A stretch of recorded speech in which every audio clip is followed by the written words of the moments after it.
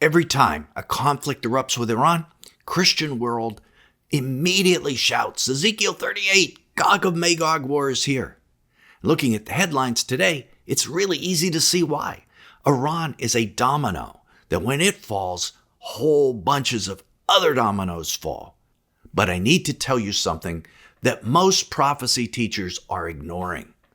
There's a domino in between Iran falling and the Gog of Magog war. Today, we're going to show you exactly what that domino is so you know what to watch for. And unfortunately, most of the videos out there are skipping this step. If you look closely at the biblical timeline, there is a massive hidden domino, like we said, that must fall before Gog of Magog invasion can even begin. But Iran is definitely related to Gog of Magog. Welcome back to our channel. I'm Nelson Walters. This is Applied Bible Prophecy, where we apply prophecy to your everyday life, and the application today is obvious. The greatest apocalyptic war of all time, Gog of Magog. And Iran plays a key role, but today we're going to show you the real reason that Iran is linked to the Gog of Magog war. We're going to look at the exact event hidden right now in the book of Daniel that sets the trap.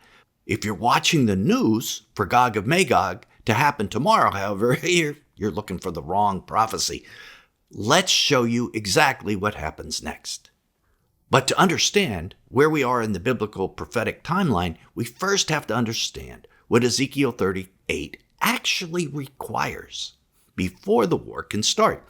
You've probably seen respected voices like Rabbi Jason Sobel and others warning about the shocking timing of current events with Iran. And they are absolutely right to ring the alarm bell. Iran is a major player in the Gog of Magog battle. But we have to read the fine print of Ezekiel's prophecy.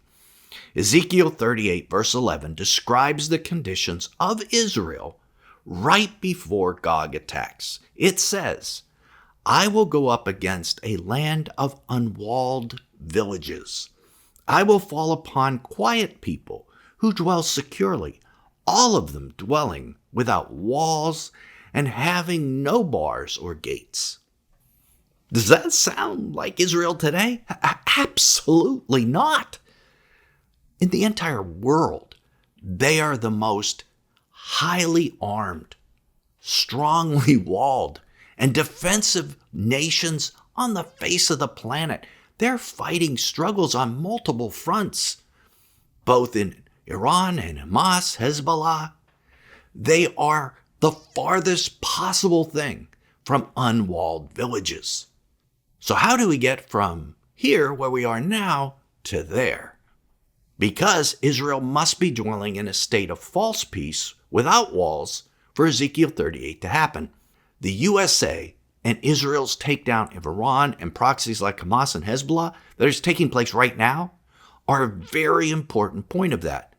Let's listen to what Rabbi Sobel explains in this clip. God is going to bring an unprecedented level of security to Israel like they had never seen before. No walls, no bars, no gates in the ancient world meant confidence, unprecedented perceived safety. Doesn't mean utopian peace. It means they're not scared of attack from their neighbors, but they've always been scared of that. Iran was the major reason why, the major obstacle to creating a peace in the Middle East, because the Gulf states were scared to make peace with Israel because of the threat of Iran. They fired at the Arab neighbors thinking they were going to get them on their side. And in fact, it angered them more. And they are now talking about joining the attack on Iran, that they have to pay the price. And they realize there's no relationship with them. And I believe it's going to lead to other nations coming into the Abraham Accords. I agree with Rabbi Sobel completely on this. Israel could never feel at peace with those enemies, Hamas and Iran and Hezbollah, right at their doorstep, always threatening them. They had to be taken down first. Also, the Abraham Accords are an extremely important part of all of this. If Israel expands the Abraham Accords to the other neighbors in the Middle East, they could reach a point where they felt secure. And just feeling secure is what I think the Bible means by unwalled villages. I don't think it means that they literally have to take down every wall. Now, Rabbi Sobel also makes another important point. Let's listen. Now, the question that I wrestled with is, man, if America with Israel overthrows Iran, and it's the setup for this temporary peace that leads and is to the war of Gog and Magog, because the peace and security is the context in which the war occurs, which Israel's never had. How then, if the Iranian government, which is hostile to Israel and America, is disposed and a friendlier government is put in, why are they going to join in the Gog-Magog war? Because Ezekiel 38:5 says Persia, Cush, and Put. Rabbi Sobel makes a point that when Ezekiel 38 actually gets set up and takes place, Iran has shifted to a point where their government is once again opposed to Israel. So there has to be a peaceful period where Iran is not opposed to Israel, and then, behind the scenes, they become opposed to Israel once again. How does that happen? That, my friends, is the missing domino, and unfortunately, Rabbi Sobel doesn't get into that. Maybe he doesn't see it, I don't know. But there is a missing domino, and we're going to go over that right now. And that domino is Daniel chapter 8. It details a massive, violent conflict that completely shifts the balance of power in the Middle East. First, it describes a war between a two-horned ram and a one-horned goat. And God didn't leave this as a mystery. In verses 20 and 21, the angel Gabriel explains exactly who these players are that Daniel is describing as animals. Gabriel said, "As for the ram that you saw with the two horns, these are the kings of Media and Persia. Today, Media is the area of the Kurds, Persia is the area of Iran." And then comes the goat. Gabriel says, the goat is the king of Greece. At least that's what it says in your English Bibles. In the original Hebrew, the word, however, is Yavon, which is not Greece. Historically, it points to a region encompassing some of Greece, but also modern-day Turkey and parts of the surrounding Sunni world. Daniel 8 tells us that this goat will attack the Iranian ram with absolute fury, completely shattering its power. Listen to this carefully. What you're seeing in Iran right now is not the direct setup for the Gog of Magog war. It's a direct setup for the Daniel 8 war. And then Daniel 8 will set up Gog of Magog. We'll explain that in just a second. But know that the missiles that are flying across the Middle East right now and the armies that are invading Iran are all setting up this Daniel 8 war, where a coalition of nations aligned with Turkey is going to come in and take out Iran and set up a new government. That's right. If the USA sets up a government, possibly with this Reza Pahlavi guy that you've read about in the news, it will be replaced by the Daniel 8 war. And then, in retaliation for this war, which the Western powers probably did not sanction, the Sunni victors will be divided into 4 regions, and their leaders will likely be replaced as well. Who's going to do this? Probably the USA and the Western powers. The Bible explains this clearly in Daniel 8:8. So what happens when Iran and the Sunni nations are temporarily knocked out of the picture? A massive power vacuum is going to happen in the Middle East. Think about it. Fully half or maybe even 2/3 of the Middle East may have new leadership. And this is exactly how we get to the unwalled villages of Ezekiel 38. With the greatest regional threat, the Iranian regime and its proxies, and many of the powerful Sunni nations all neutralized by this war and its aftermath, Israel will suddenly find itself in a position of unprecedented regional security. Never before will they have had security like this. And that's going to create an environment for a peace treaty, isn't it? A false peace. One where everybody is getting along. Maybe everybody's joining the Abraham Accords. You could see something like that happening. And Israel lets their guard down. They become a nation of unwalled villages. But behind the scenes, something else is happening. A very dark and sinister force is beginning to form. Iran and the Sunni goat were humiliated by the aftermath of the ram and goat war. They have new leadership, and they find their opportunity for restoring their dignity with a completely different superpower. Ezekiel 38 verses 2 and 3 introduces the true mastermind of all of this, Gog of the land of Magog, the chief prince of Meshech and Tubal. Persia, modern-day Iran, is listed way down in verse 5 as merely a participant in this coalition, along with countries like Cush and Put, no longer being the tip of the spear.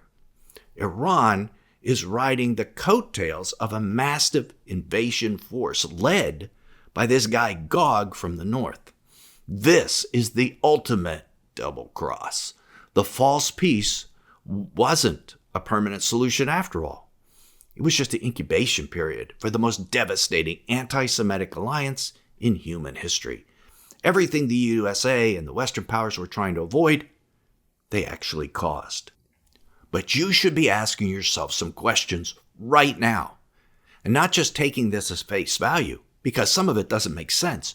Why is Iran joining a coalition of other nations that are mostly Sunni Muslim nations? The very same Sunni Muslim nations that just defeated Iran in a war that could have been just months or years previous.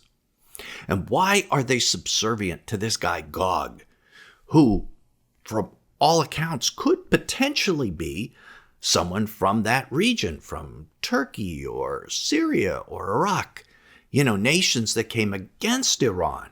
Doesn't make sense, does it? And when things don't make sense, it means we aren't seeing the complete picture. It means that the Gog of Magog battle isn't what popular prophecy channels have portrayed it to be. That's why we're doing this 4-part mini-series of the Gog and Magog battle, and this is only the first video. But let's say concentrated for now on this seemingly strange contradiction of Iran accepting a subservient role. What are 2 things that might make former enemies like the Sunni and the Shia cooperate?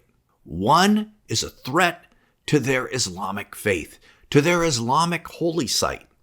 What if, during this time of false peace, when Israel was unwalled villages and they thought they had nothing to fear anymore, they set up a 3rd temple? They started doing sacrifices on the Temple Mount once again to appease their Orthodox population, something that they have wanted to do forever, right? How will the Muslims feel about that when the 3rd holiest site in Islam is being desecrated in their eyes? That's right. They're going to hate it.